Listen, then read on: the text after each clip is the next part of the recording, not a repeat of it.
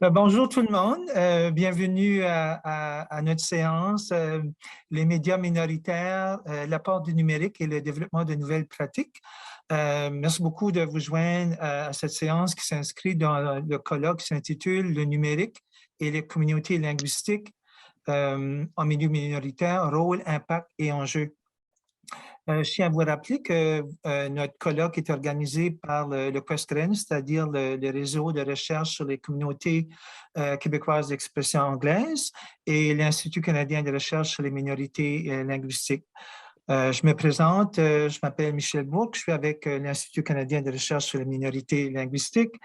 En passant, alors que l'ACFAS fête ses 100 ans cette année, l'Institut fête ses 20 ans. Plus jeune, mais quand même. Puis le QuestCran, je pense, va souligner prochainement ses 15 ans. Donc, on a beaucoup à célébrer au niveau de la recherche. Moi, je suis à l'île du Prince-Édouard. Et je tiens à souligner le fait que les terres sur lesquelles je suis sont sur le territoire traditionnel non cédé de la Première Nation Abégwit-Micmac. Et aussi, avant d'enchaîner quelques petits points là, techniques, de petites consignes, sauf les présentateurs, bien sûr, vous assurez que votre micro est fermé, les participants. Et puis, un petit rappel que notre séance est enregistrée. Aujourd'hui, nous aurons la chance d'entendre deux communications. La première sera avec Christian Martin, la seconde de Hugh Maynard. Notre séance sera de 60 minutes. Chacune des présentations sera de 20 minutes. Et à la fin, on aura une vingtaine de minutes pour avoir un échange avec Christian et You dans le cadre d'une période de questions. Donc, si vous avez des questions pendant les communications, n'hésitez pas à aller dans l'espace chat pour écrire vos commentaires, vos questions. Et à la fin de la séance, on aura l'occasion de jaser avec Christian et You à propos de tout ça. Je vais d'abord présenter Christian Martel, qui va nous présenter la communication qui s'intitule « Présentation des avancées linguistiques et numériques par les radios communautaires francophones de l'Ontario, déjà 30 ans de progrès continu, mais méconnu ». Rédacteur technique principal depuis 10 ans dans le service des clients et la technologie de l'entreprise Ceridian. Christian fait carrière au gouvernement de l'Ontario, où il a débuté comme agent d'information, ensuite coordinateur des services en français, de la traduction et des relations avec les médias. Christian a participé à l'équipe qui a lancé la chaîne française de TV Ontario, qui est devenue TFO. Le bilan de Christian, le bénévolat de Christian lui a valu plusieurs prix dans le mérite, reconnaissance bénévole de l'Ontario pour 15 ans de service bénévole. Donc, bravo, Christian. Christian, si ça vous va, vous pouvez partager votre écran. Je vous cède le micro et à vous la parole. Merci, Michel. Alors, je veux remercier l'ACFAS et l'Institut canadien de recherche sur les minorités de me permettre de faire cette présentation et d'ajouter peut-être un point de vue plus communautaire aux présentations du colloque d'aujourd'hui. Ma présentation va comporter 3 grandes sections. Premièrement, un historique là, des premières demandes de licence et l'environnement politique en Ontario. On verra ensuite comment les radios communautaires se sont regroupées et ont convaincu un nouveau gouvernement de poursuivre le travail qui avait été amorcé par le gouvernement libéral précédent. Et ensuite, un troisième changement de gouvernement en 10 ans a fait que les radios communautaires n'ont pas atteint leur objectif de créer 10 stations de radio et ont tenté de s'orienter plutôt vers les fréquences numériques. Surtout avec le projet de Toronto, puisque le projet de Toronto, c'est celui que je connais le plus. Finalement, je vais utiliser une grille d'analyse développée par l'Université de Calgary pour démontrer l'impact important des radios francophones de l'Ontario et comment les tentatives de présenter des études commanditées n'ont pas porté les fruits entendus. Alors, l'historique commence pour les communautés francophones avec le rapatriement de la Constitution de 1982 qui amène un vent d'espoir. Et à Hearst, qu'on appelle le village gaulois de la communauté franco-ontarienne, on fait des expériences avec la télévision communautaire et on entend parler du nouveau programme. Un instant, là,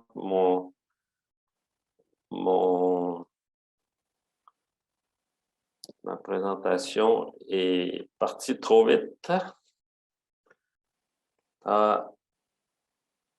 À Queen's Park, comme nous apprend les archives du dossier des radios communautaires, le ministre de la Culture demande des renseignements sur l'obtention de la première licence par la communauté de Hearst. Et elle se fait dire que les fonctionnaires ne sont pas au courant. En 1988, le bruit se répand et les communautés de Penetanguishene et Toronto s'organisent. Je participe à la première rencontre de Toronto et je m'implique dans le comité d'implantation et d'études de marché. La première rencontre nationale de tous les projets de radio francophones hors Québec se déroule à Tracadie en 1989 et on fait du réseautage et on s'informe des succès des autres. La création du regroupement ontarien sous le nom de Mouvement des intervenantes et intervenants communautaires en radio de l'Ontario, parce que le mot communautaire disparaîtra après quelques années puisqu'il était considéré comme un mot négatif. On l'a remplacé par le communication. Alors maintenant, c'est le mouvement des intervenantes et intervenants en communication radio de l'Ontario. En 1989, selon les obligations de la loi 8 sur les services en français, le ministère de la Culture et des Communications fait 2 études par des consultants anglophones et c'est grâce à un bulletin de l'Office d'affaires francophones que l'on apprend ceci. Une première étude présente le programme de subvention du gouvernement du Québec. L'autre essaie de comprendre des radios communautaires sans vraiment consulter les intéressés, c'est-à-dire les membres de la communauté. En 1990, pour la préparation du programme provincial, la ministre libérale Christine Hart, qui ne connaît rien aux radios communautaires, ne fait rien pour prioriser les études sur les radios communautaires francophones et crée un nouveau programme. Suite à une rencontre avec la ministre pour indiquer que son ministère finance une radio anglophone, le ministère devrait aussi fournir des subventions pour le projet de francophone de Toronto.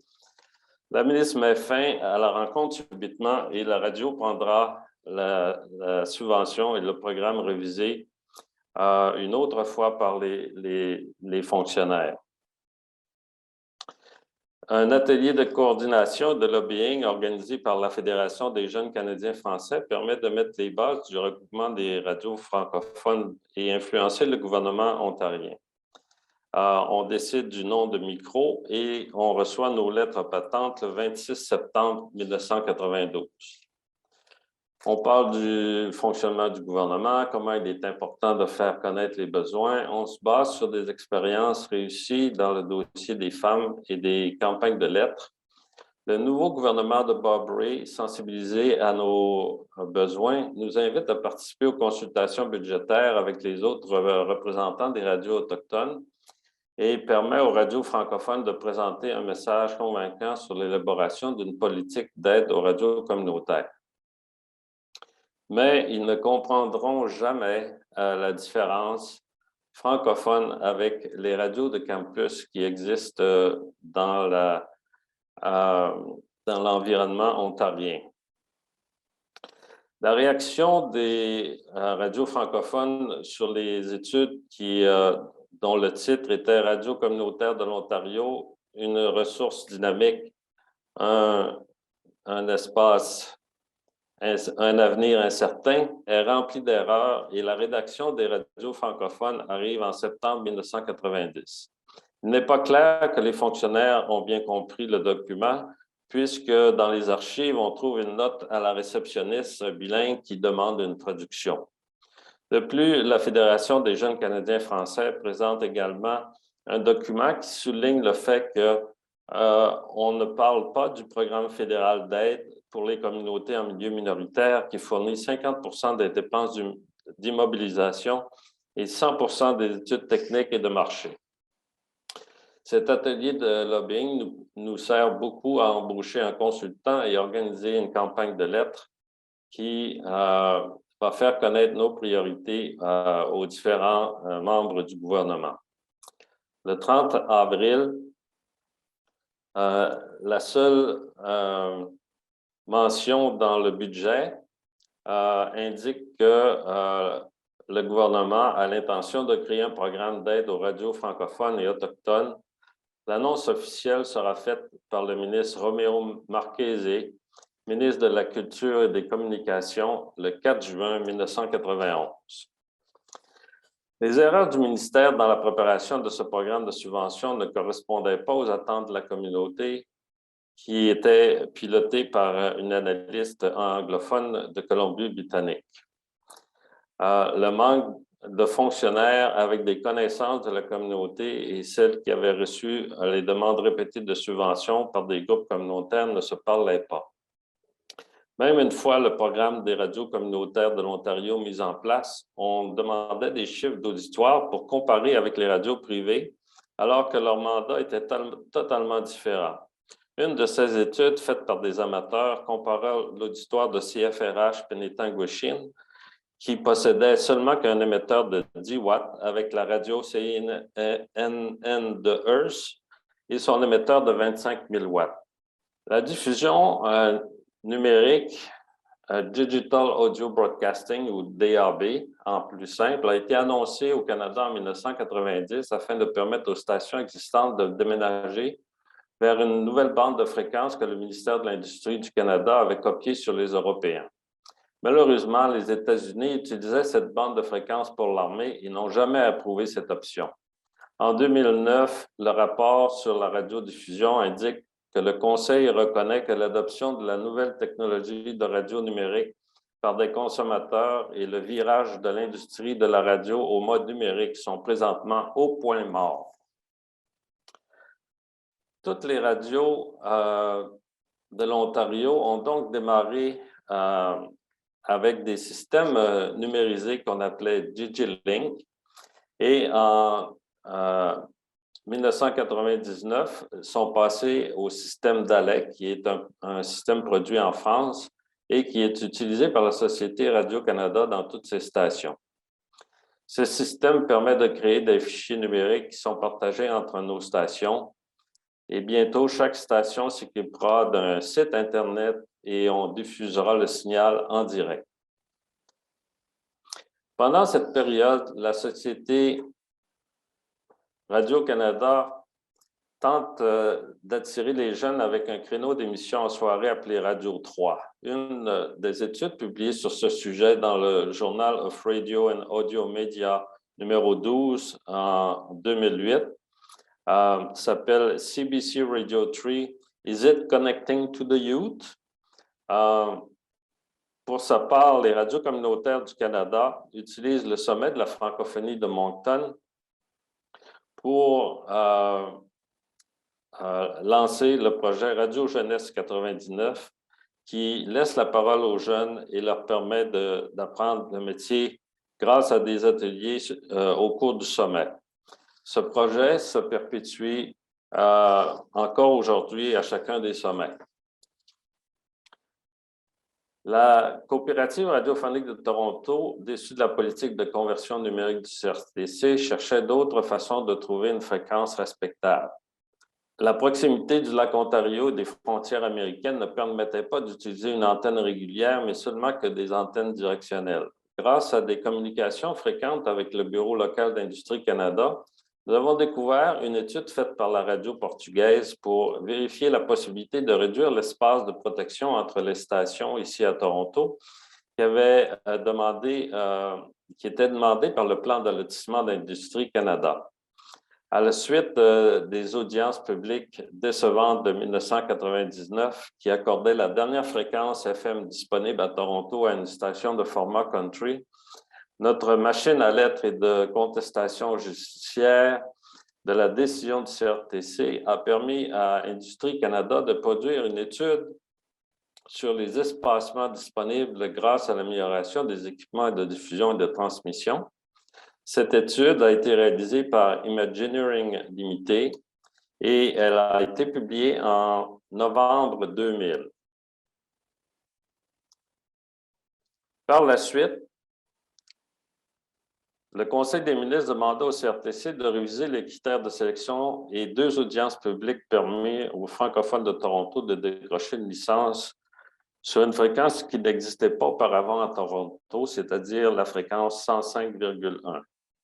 Si on fait un bilan des conclusions de cette étude, l'étude en 2011 faite par le commissaire des services en français sur les radios communautaires francophones de Toronto, élément clé de la vitalité de la communauté.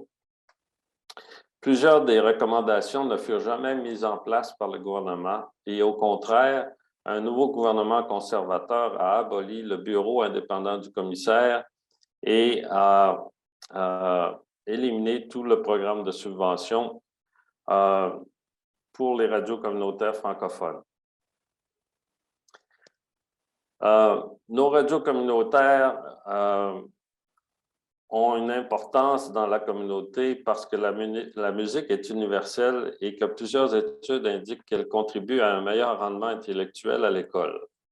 La première mention qu'on trouve dans une étude franco-ontarienne est dans le livre Prise de parole de l'auteur Simon Laflamme, qui indique que les radios à cette époque, au début des années 80, présentaient plus de musique en anglais et contribuaient à l'assimilation de la communauté. Avec la venue des radios francophones dans la communauté, la musique, les spectacles, la publicité, le palmarès font connaître les artistes locaux. Les radios publient des bulletins pour leurs membres et les organismes provinciaux comme Micro et l'Arc, des bulletins mensuels qui soulignent les succès et font connaître les intervenants, des chroniques sur la santé, des conseils juridiques qui sont diffusés en direct et en différé sur les sites Internet pour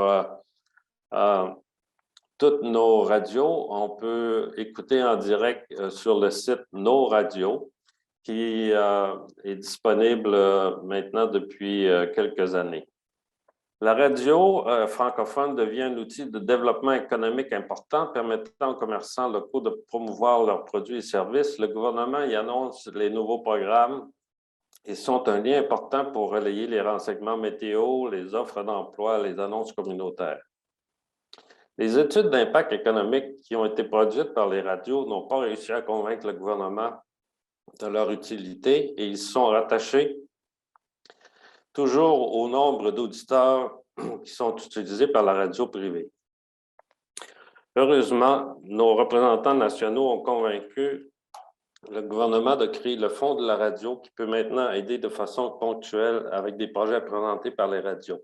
La grille d'analyse qui a été développée par l'Université de Calgary, qui n'est pas très connue, présente les avantages que vous pouvez voir maintenant. L'équipe d'engagement des connaissances de l'Université Calgary a mis au point une boîte à outils d'évaluation de l'impact des engagements des connaissances et fournit aux chercheurs des outils et une formation pour aider à évaluer et à gérer les données et rendre compte de l'impact de leur travail d'engagement sur les connaissances. Sur la diapo, vous avez un résumé de cette grille qui a été évaluée et adaptée pour correspondre à nos besoins. Voici une recherche importante qui a été faite par Annette Boudreau et l'équipe de l'Université de Moncton sur les radios communautaires et que je voudrais vous citer.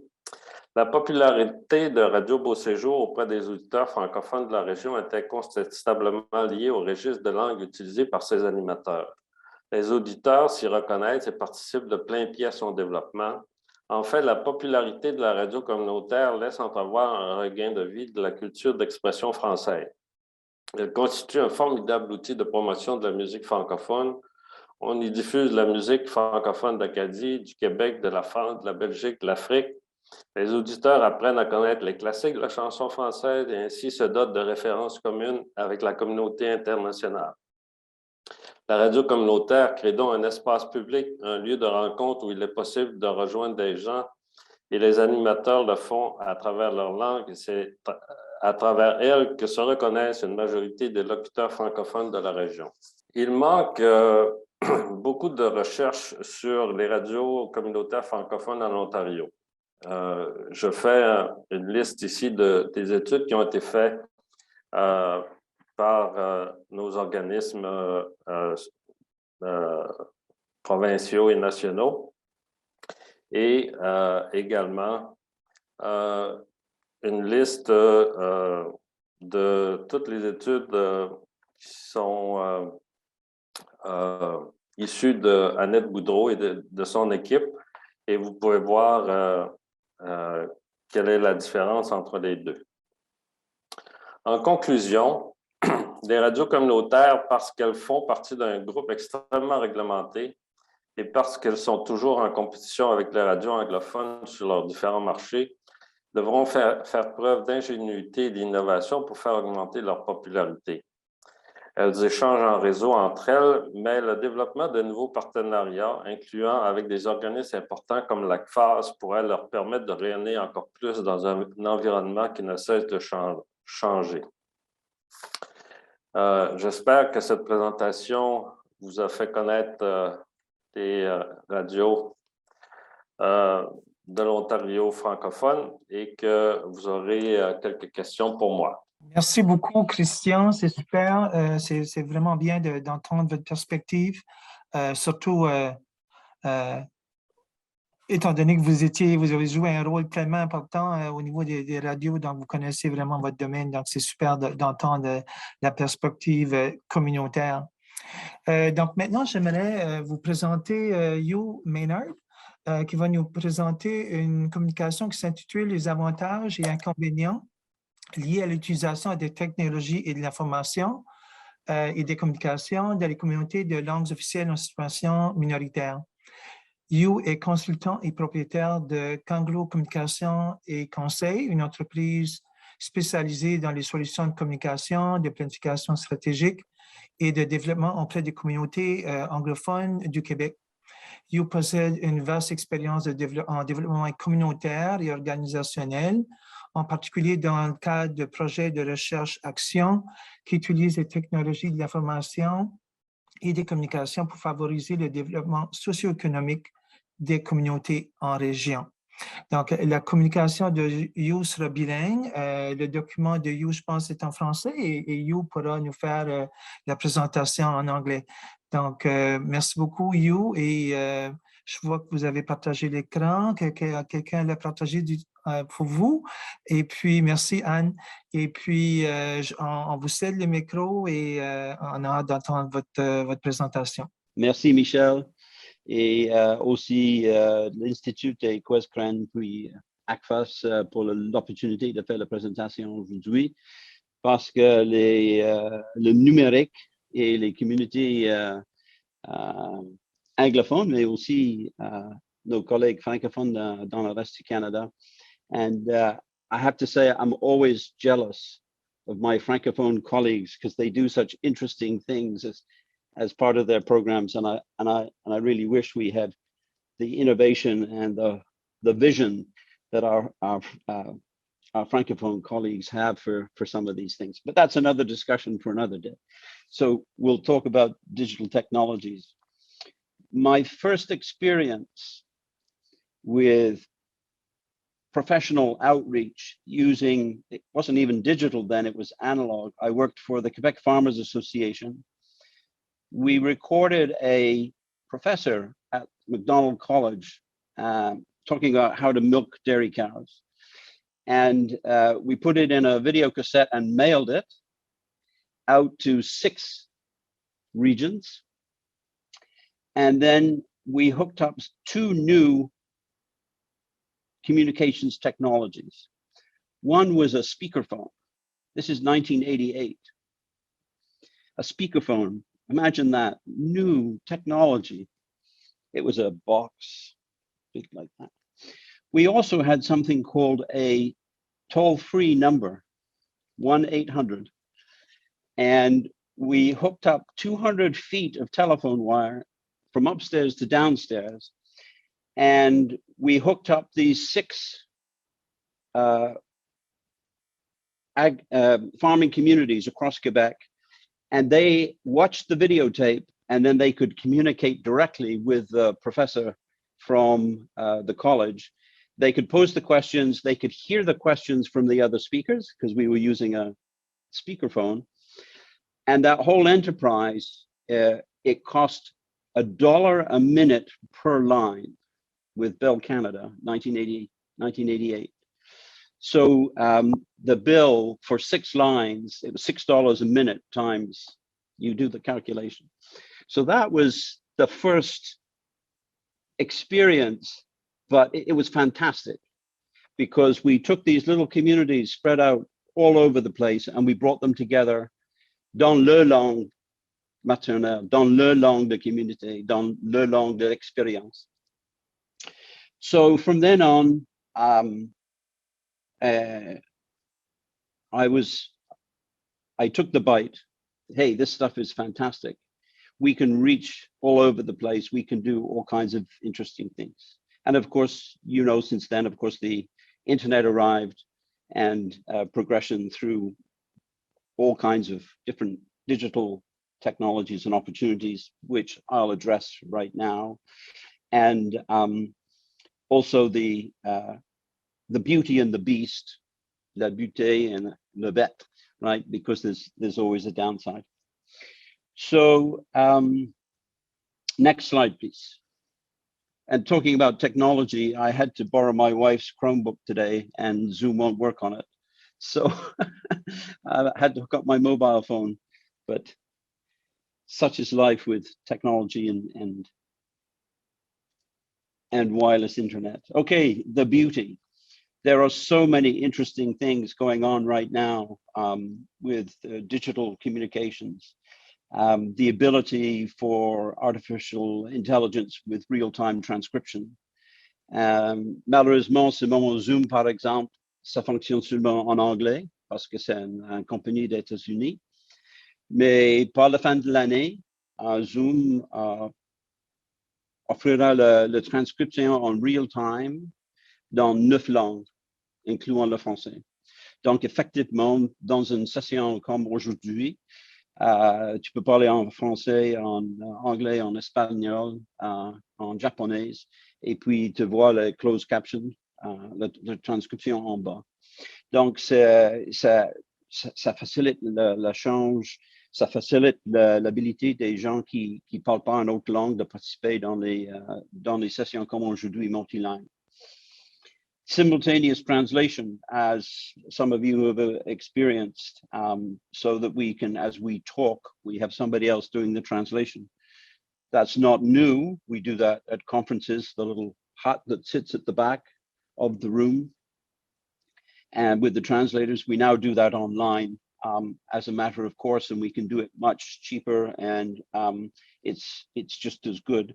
There are mobile apps that analyze data and translate it and give us information. We can do a lot with visual formats that it doesn't need a language to understand, and the ability to reach to online language courses and workshops. As I mentioned at the beginning, it's not costing $1 a minute for your telephone line, but the potential for offering training, life improvements, all kinds of things are really quite extraordinary compared to, say, even 10 or 15 years ago.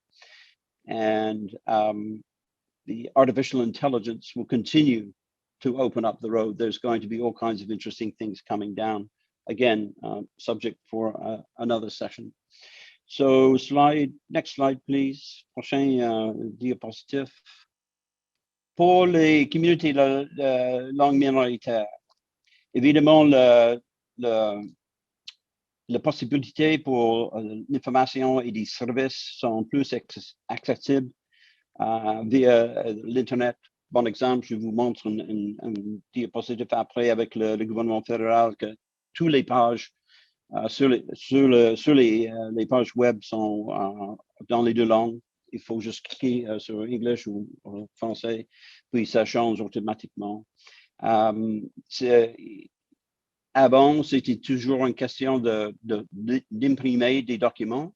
Et évidemment, d'imprimer des documents en deux langues coûte beaucoup plus de l'argent. Mais aujourd'hui, c'est plus facile avec les technologies numérisées. Comme j'ai déjà mentionné, la possibilité d'avoir les traductions simultanées. Aussi, je ne sais pas si vous utilisez le Google Translate ou DeepL ou des autres logiciels comme ça, mais c'est beaucoup plus avancé que depuis 5 ans. Google Translate, une des premières, ça fonctionne et tu peux lire les courriels dans une autre langue, mais maintenant, il fait un travail beaucoup plus amélioré dans la traduction des textes et ça continue d'améliorer et ça donne la possibilité de créer à quelqu'un dans leur langue maternelle. Et pour moi, ça, c'est un ajout pour les langues minoritaires que vous pouvez exprimer dans votre langue, envoyer un courriel à quelqu'un d'autre, par exemple, un anglophone en France ou un francophone en Ontario, à Alberta, et l'autre personne peut comprendre très bien le sens, le texte que vous avez communiqué. C'est pas bon pour les livres, des pièces de théâtre ou des choses comme ça, mais ça avance beaucoup. Et deuxièmement, comme Christian a dans son présentation et aussi que j'ai fait la petite histoire avec les producteurs agricoles, les liens entre les communautés, c'est beaucoup plus amélioré. Maintenant, avant la pandémie, on a fait un peu des choses à distance, mais les appels à conférence, c'était pas grand-chose. Mais maintenant, avec l'arrivée de Zoom et GoToMeeting, Teams, tout ça, on peut parler avec des gens partout. Et pour la communauté anglophone au Québec, particulièrement pour les régions, l'île de Madeleine, le Basse-Côte-Nord, Gaspésie, qui sont 1000 kilomètres à l'est de Montréal, ça a amélioré beaucoup la capacité de faire l'engagement, d'avoir plus d'accès et de communication. Et quand on parle des choses comme la radio communautaire, je suis en train de faire un projet pilote avec les journaux communautaires, le Gleaner dans le sud-ouest de Québec, pour faire avec les technologies numérisées, de faire une connexion, un branchement avec des communautés, des petites communautés régionales anglophones qui n'ont pas un journal. Donc, ils n'ont pas une communication chaque semaine ou quelque chose pour la communauté, mais avec les technologies à distance, on peut brancher et les assister pour la diffusion des informations. C'est très intéressant, les activités comme ça. Prochain diapositive, s'il vous plaît. Donc, c'est juste un exemple de beaucoup de pages avec le gouvernement du Canada. C'est parfaitement bilingue. Tu peux faire la recherche les deux langues. Tu peux faire l'échange entre les pages. Un autre exemple, le prochain diapositive, s'il vous plaît. Celui, c'est un de mes favoris parce que j'ai fait beaucoup de traductions dans le domaine agricole Donc, un des meilleurs sites, c'est le OMAFRA, the Ontario Ministry of Agriculture and Food, parce qu'ils ont tous les documents, les recherches, les bulletins, toutes sortes d'informations dans les deux langues. Et si tu peux trouver le mot en anglais, tu peux cliquer sur ça, puis tu trouves le même document en français. C'est fantastique. J'espère, c'est depuis quelques années qu'ils ont fait la mise à jour. J'espère qu'ils gardent le site au courant, mais c'est un bon exemple, le type de les améliorations pour les choses pour les communautés de langue minoritaire. Prochain diapositive, s'il vous plaît. So the beast, yes, there's always a downside. So there are inequities in the internet, particularly in rural and outlying regions, because we still have last mile access. We still have issues with bandwidth. And so all these beautiful things are not accessible if you don't have the right equipment. So I live in the countryside and have worked at home running a virtual company since 2004. So my first internet was Xplornet, which is the satellite up into the sky. It cost me $1,000 to install it. It cost me over $100 a month for not very good access. And so the history goes on. And for those who are interested, I now have Starlink from our good friend Elon Musk, because even though the Quebec government is investing a lot of money in the regions, they're never going to come down my street with fiber optic. There's only 8 of us who live on the road. They're just not going to do it. So if you are not in a particular, and I'm only 1 hour from Montreal. So, and just so you know, Starlink is now $140 a month and $600 to install. So it doesn't come cheap, but if you're running a business, you need to have good internet. The other is the haves and the have-nots. My observation on the world is there are 3 types of people with regards to digital technology.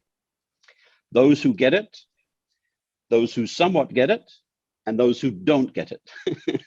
And it doesn't matter what you do, they don't know how to save their passwords, they don't know how to get into a website, they don't know how to function.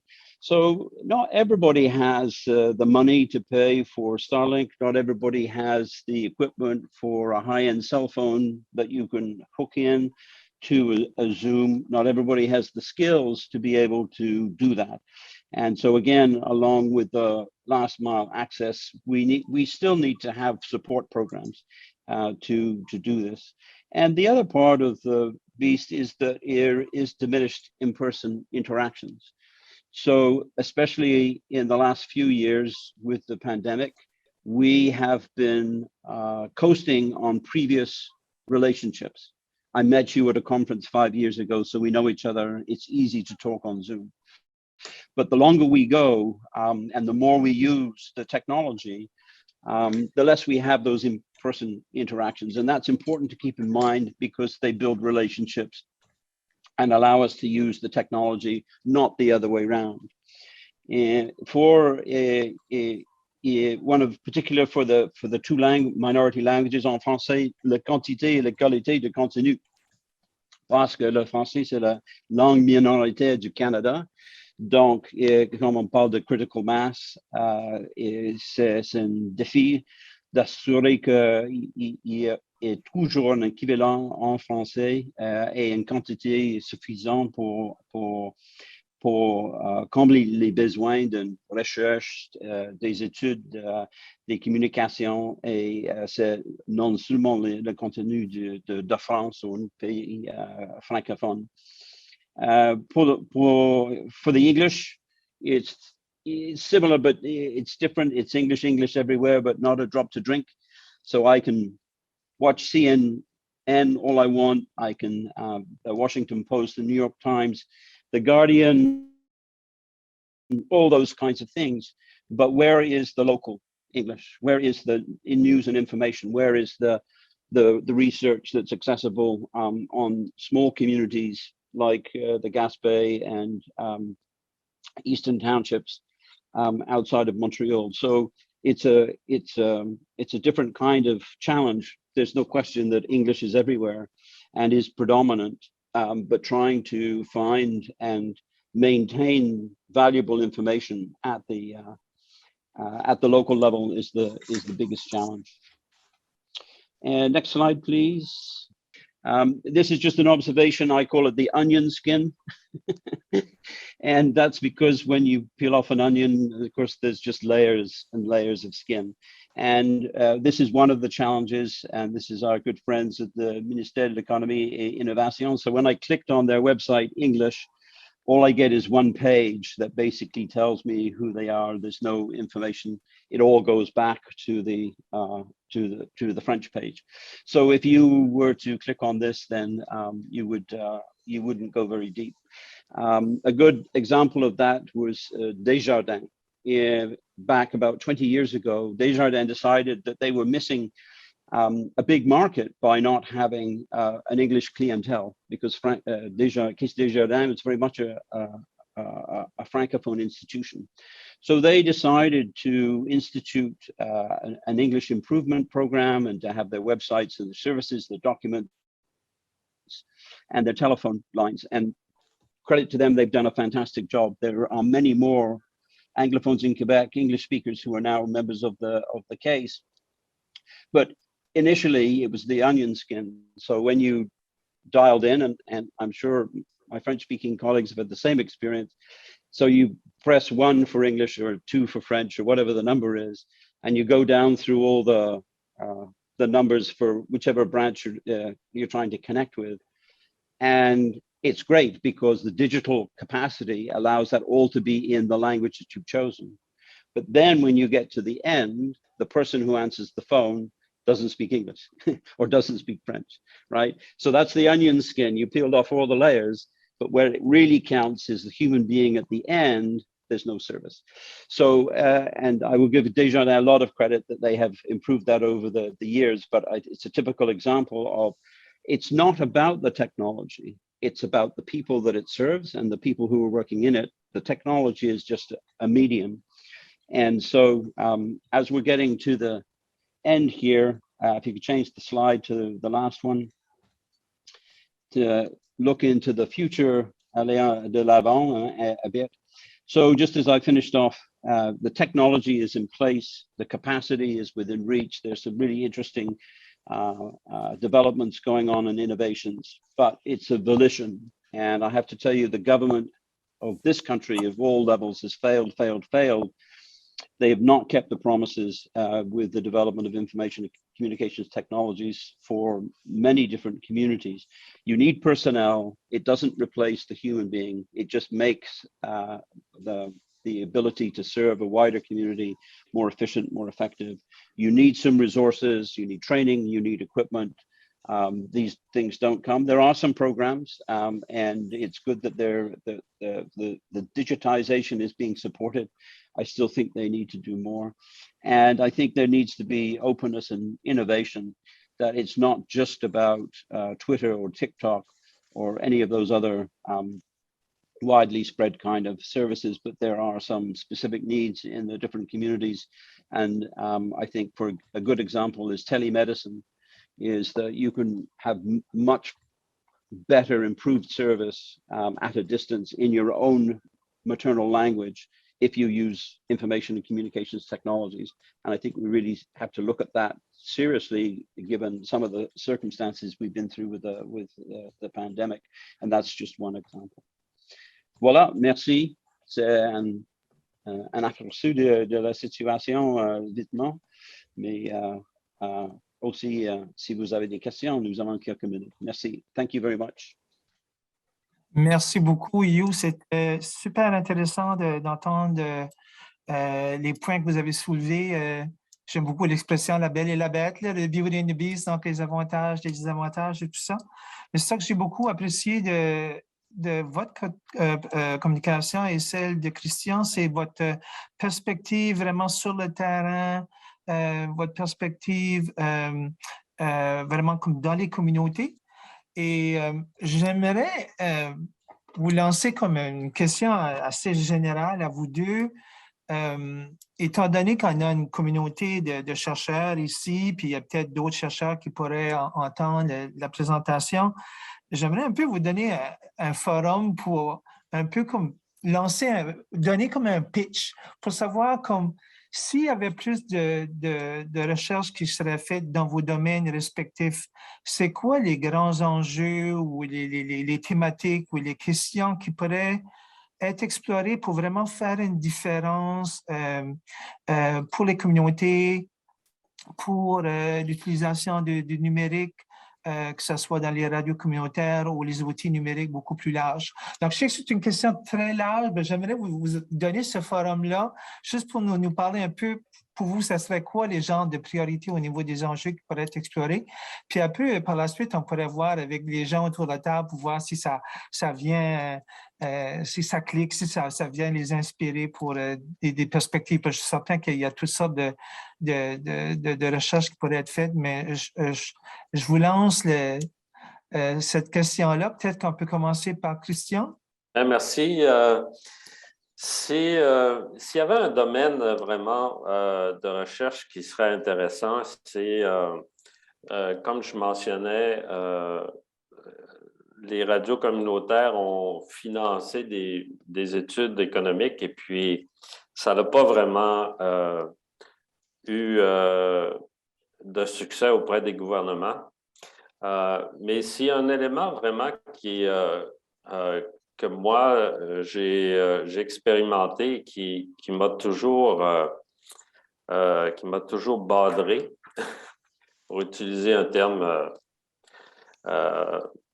simple, c'est le fait que la réglementation du CRTC au niveau des radios communautaires, on fait toujours des audiences publiques pour de nouvelles licences sur ce qu'ils appellent des audiences compétitives. Alors, ça veut dire que les critères pour lesquels notre dossier va être jugé vont être les mêmes que les compagnies privées, les compagnies qui ont beaucoup d'argent, les Internets de ce monde. Et quand le CRTC a publié au début, vers la fin des années 2008 ou 2009, ils ont présenté sur quels critères les différents dossiers avaient réussi. Et quand on regarde le dossier de la radio communautaire de Toronto, la coopérative radiophonique de Toronto qui a remporté sa licence, on indiquait que l'élément qui avait fait la différence, c'est qu'on avait promis 15 000 $ par année pour le développement du talent canadien. Et cet argent-là, on ne l'avait pas. Au niveau économique, on est jugé avec les mêmes critères que les réseaux rouges et puis Cogeco et les réseaux anglophones qui ont beaucoup plus d'argent que nous. Et les radios communautaires sont toujours pris avec cette recherche d'argent qui est basée seulement sur des subventions, alors que si on évaluait leur dossier sur l'importance qu'ils ont dans la communauté et l'impact linguistique qu'ils ont, l'impact éducatif qu'ils ont, c'est sûr qu'on gagnerait beaucoup plus de licences lors de ces audiences publiques-là. Alors, c'est sûr que c'est un domaine réglementaire, alors c'est pas nécessairement un domaine de recherche intéressant, mais j'ai toujours été surpris quand on va sur le site du CRTC, qu'on essaie de trouver des recherches.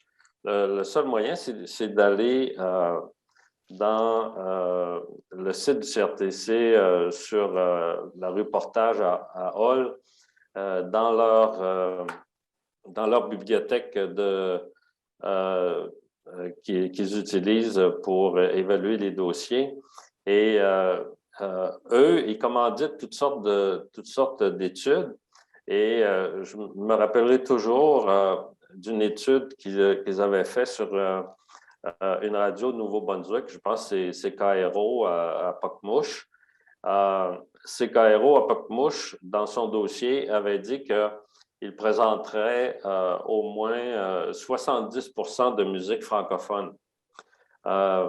Quelques années après leur mise en onde, le CRTC avait fait une étude pour vérifier combien de musique francophone était présentée sur CKRO, et c'était plus que 90%.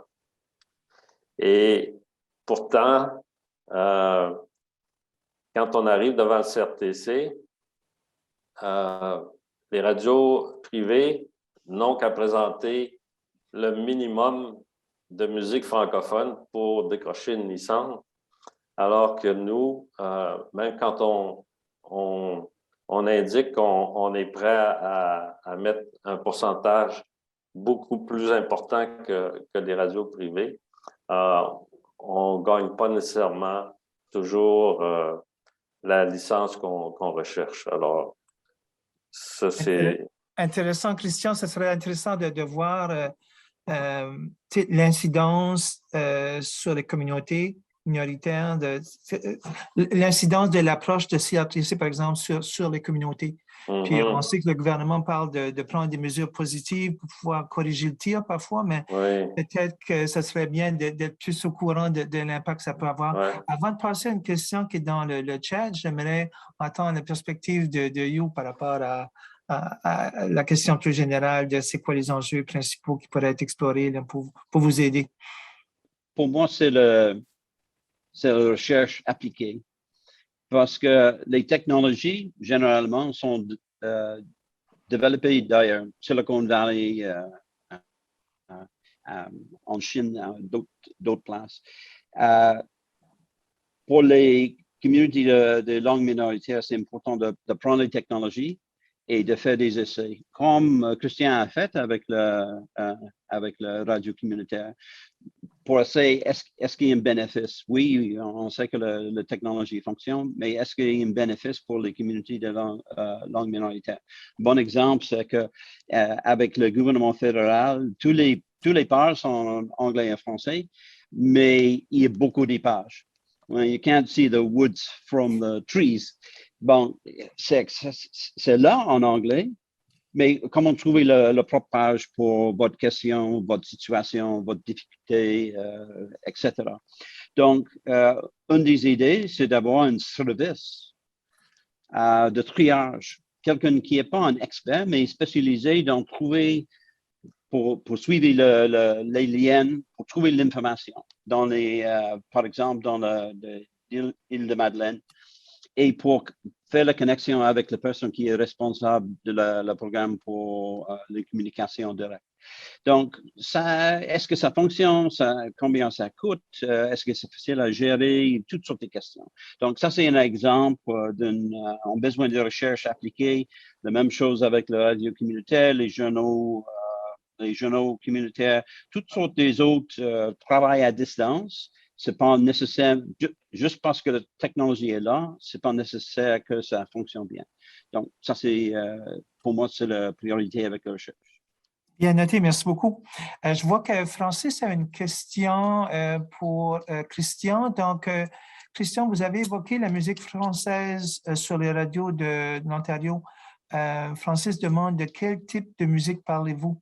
Alors, je ne peux pas vraiment parler pour toutes les radios de l'Ontario. Les radios ont besoin de s'adapter à leur communauté. Alors, pour prendre l'exemple de Toronto spécifiquement, notre communauté est très multiculturelle. Alors, on a de la musique populaire francophone. On a de la musique du Québec qui est peut-être 40%. On a de la musique de l'Afrique. On a deux émissions une de COPA et de SOCA. Et ça s'adresse plutôt à la partie africaine de notre communauté. On n'a pas de musique country comme telle, mais je sais que la musique country francophone est de plus en plus populaire dans les radios au nord de l'Ontario, dans le nord de l'Ontario. On a aussi, ce qu'on appelle la musique du monde. Il y avait une présentation hier un peu qui parlait de la musique du monde. Vraiment, des musiques. On a une émission de musique espagnole, fragnole, qui vient du Nouveau-Brunswick, qui est partagée avec les radios d'ici. Alors, au niveau de la musique, on essaye notre association nationale publie un palmarès et indique dans le palmarès quand c'est des artistes locaux, quand c'est des groupes qui sont issus de nos communautés. Et c'est sûr que l'industrie de la musique québécoise est très présente dans nos radios parce que c'est une partie importante de la musique canadienne. Mais par exemple, ici à Toronto aussi, on a beaucoup de musique française parce qu'on a une communauté de gens de la France qui est assez importante. Alors, on a aussi, lorsqu'on va sur notre site web, on peut voir le palmarès à chaque semaine où il y a un mélange de musique. Quelquefois, c'est des chansons bilingues. Quelquefois, c'est des chansons carrément de la France. Il y a un peu de rap, il y a un peu de cette nouvelle musique-là qui prend plus de place partout au Canada. Alors, c'est difficile de pointer, mais comme je vous dis, quand on a présenté notre dossier au CRTC, nous, on avait dit qu'on présenterait au moins 75% de musique francophone des différents pays qui composent la francophonie. Et je suis certain que on est dans ces barèmes, sinon plus, comme j'ai mentionné l'étude qui avait été faite au Nouveau-Brunswick. Merci beaucoup, Christian. Je vois qu'on a utilisé tout le temps qui nous est alloué. Je remercie beaucoup Christian et You pour vos communications. C'était super. Et j'invite tout le monde de nous rejoindre dans 1 heure pour la suite de notre colloque. La thématique de la prochaine séance va être les enjeux numériques, du numérique en santé, des services et des connaissances évaluées. Donc, ça promet d'être très intéressant. Donc, je vous souhaite une bonne pause et bon appétit si vous êtes dans une zone où c'est le temps du lunch. Et puis, donc, on se voit dans 1 heure.